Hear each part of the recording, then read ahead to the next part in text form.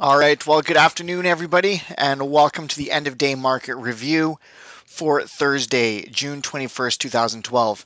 My name is Jason Waugh, one of the trainers and success coaches with Ideal Training Lifestyle. I'm going to be walking us through today's presentation.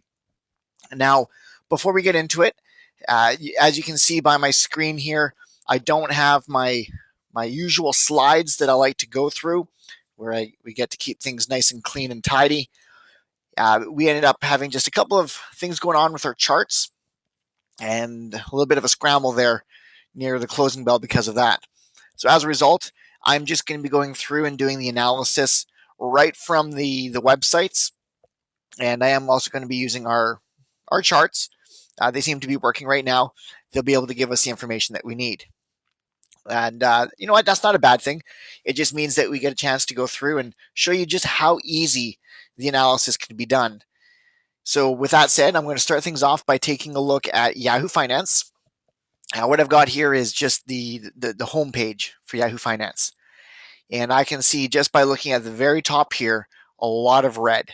Yeah, it looks like we end up with some seriously large declines today, with a little bit of a signal that this was potentially going to happen yesterday. What we ended up with is the worst drop that we've had in about 3 weeks. Now, this drop has been with the slowing down of manufacturing that's been going on globally, actually, in the States, in China, and it's really just affecting all of the markets. What we can see actually is that the Dow Jones is now down 1.96%. The S&P 500 is down 2.23%. So these are definitely triple digit losses. Definitely something that we need to be aware of. Oil ended up going down again. It seems to be down 6% now, a little over 6% actually in the last 2 days, pushing it down 3.71% today and down to $78.43 per barrel. So that's putting it in a 8-month low, definitely getting it down below 80 and really showing some of that concern in the marketplace. Gold ended up taking a big hit as well. It is down 3.08%, putting it to 1566 per ounce. Now, looking at this goes very well with what we were saying earlier, and that is that it was great to see that we are getting a bullish trend form, but we really need to see if this is a true bullish pattern by identifying what ends up happening when the markets pull back. Every market ends up having a pullback. It doesn't matter how strong that bullish trend is. If we were to look at some of the most bullish times in the S&P 500's history, there will be times where it would even pull back for a day or two, or maybe even a week. Not a big deal. Here's that chance, and here's where the S&P 500 really needs to prove itself. So I'm just going to bring up the S&P 500 on our charts here, and as you can see, we took a big hit. Uh, this type of loss looks like it's comparable to the loss that we had at the beginning of June, actually June 1st. Now, what this is doing is this is going to be identifying some support that we have here around 1330, 1325 even. So we are just at support. And now we have to see, is the market going to be proving its bullish trend? Is it going to continue to find support and then work itself back up again? Or is it going to break down below this support level and start going back downhill again? It's very possible that this nice little blurb here was just a nice sunny day in the midst of a lot of negative trading. Everybody should be very well aware of the large losses that we had back in 2008.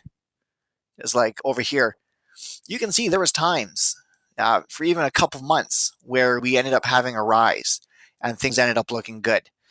So that's not to say that we can't trade in these opportunities, but it means that it doesn't mean that we're out of the woods yet. It means that when the going is good, you get in there, you trade, but be very well aware of the fact that we're still dealing with a larger crisis, obviously with what's going on in Europe, and be willing to accept the fact that You might only be trading for a couple of weeks or a couple months, and then going back into holding on to your positions, or sorry, holding on to your cash and waiting to see what ends up happening. So this is a great time to sit back and see what's going to end up happening. Going ahead and taking a look at the volatility indicator, we can see that it's just jumped right up. It is now up to 20.08. So it's back up above 20, really starting to show that volatility again and really say, hey, you know what? We were looking good. Now it's time to stir the pot a bit and see where the investors end up going. Are they going to show strength and confidence in the markets, or are they going to sit back and say, here we go again? All it takes is a couple of naysayers, a little bit of bad news to drive us right back down again. So there we are. Keep in mind that the volatility indicator has still been trending down. We don't usually draw trend lines on volatility indicator, but you can really draw trend lines on anything. And just by looking at this, you can see that all in all, the volatility has been trending down. So it could very well work itself up to the 22 mark and then go back down, which is obviously a bullish sign because we want to see that this volatility indicator is going to work itself down. So it's too early to say. We don't know.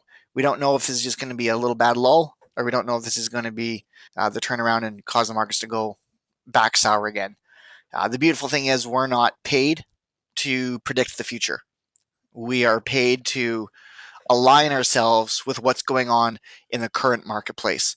And currently, nobody really knows. People are concerned, people are worried today. They might be optimistic tomorrow. That's why we're going to continue to go ahead and look at the opening news and futures and see what they end up telling us. If they're telling us that we're going to have a bad day, well, it's going to be a bad day. And it's going to take a lot to fix that. So obviously there's nothing on our watch list right now. No picks to choose for today, which means our basic customers are done for the week. We would look at tomorrow, see what ends up happening.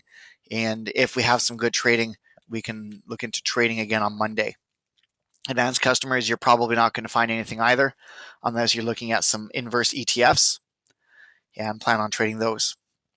So with that said, we'd like to thank you guys for attending today's presentation for June 21st, 2012. Have yourself a good rest of your day. Ciao for now.